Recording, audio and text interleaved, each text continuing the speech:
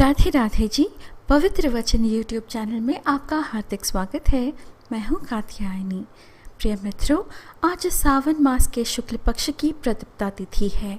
सावन मास जो भगवान शिव जी को बहुत ही प्रिय है और आज से ही अमरनाथ यात्रा भी शुरू हो रही है। इसलिए आज के इस वीडियो में हम अमरनाथ की कथा प्रस्तुत कर रहे हैं।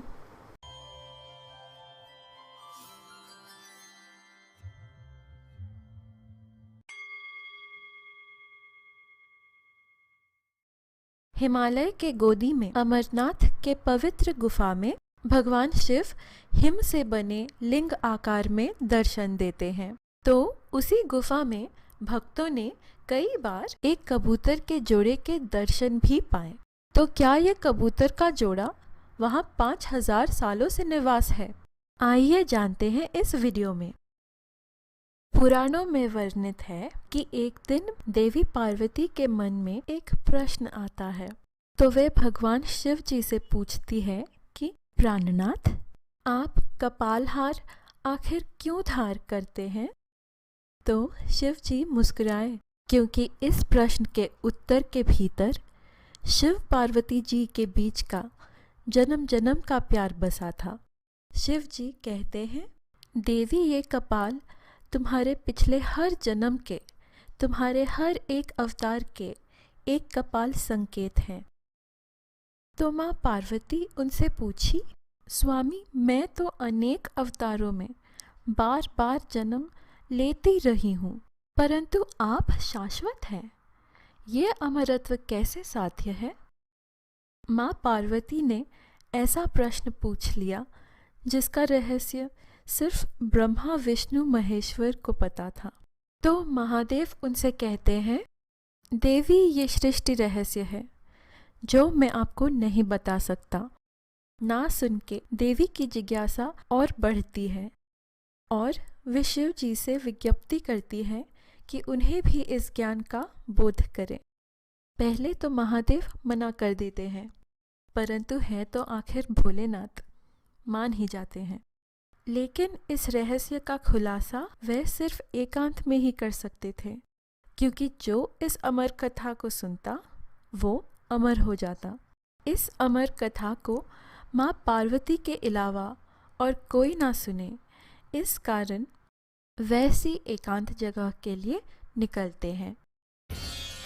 सर्वप्रथम अपनी सवारी नंदी को पहलगांव या बैलगांव पर छोड़ते हैं। उसके बाद अपने केश अलंकार चंद्र को चंदनवाड़ी पर छोड़ते हैं। अपने कंठ आभरण शेषनाग को शेषनाग पर छोड़ते हैं। अपने पुत्र गणपति को महागण स्तंभ पर रुकने को कहते हैं। और आखिर में पंचतत्व यानी जल, वायु, भूमि, अग्नि और आकाश को पंचतरणीवत छोड़कर आगे जाते हैं। अतः अमरनाथ गुहा स्वामी को भाती है। पार्वती देवी के साथ गुहा में प्रवेश करने से पूर्व डमरू से भीकर राग छेड़ते हैं, जिससे सभी जीव प्राणी और अनदिखी दुष्ट शक्तियाँ वहाँ से निकल जाएं। तब जाकर अमरेश्वर माता पार्वती को प्राणियों के जन्म मरण तथा उनके अमरत्व के बारे में अमर कथा की बोध करते हैं। कैलाश से अमरनाथ तक की यात्रा के बाद माता थक जाती है और अपनी निद्रा को जुटा नहीं पाती। अपने बोध में लीन हो चुके शिव जी इस बात से अज्ञात रहते हैं, परंतु गुफा में कबूतर के 2 अंडे पीछे रह गए थे, क्योंकि अंडे को ना जीवित ना अजीवित माना जाता है। इस दौरान वे कबूतर जन्म लेते हैं और अमर कथा को सुनते सुनते वो गूं गूं की आवाज़ करते हैं। तो शिवजी को लगता है कि माता ही हुंकार मार रही है।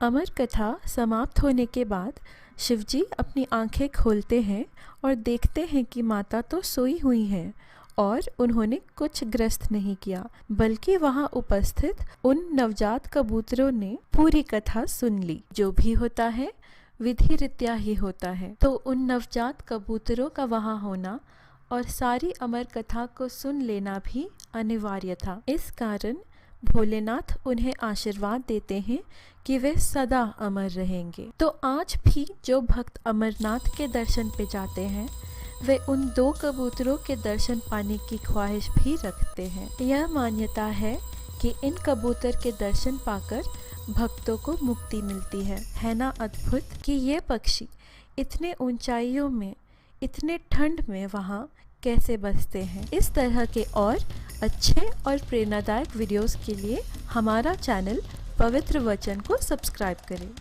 नमस्ते।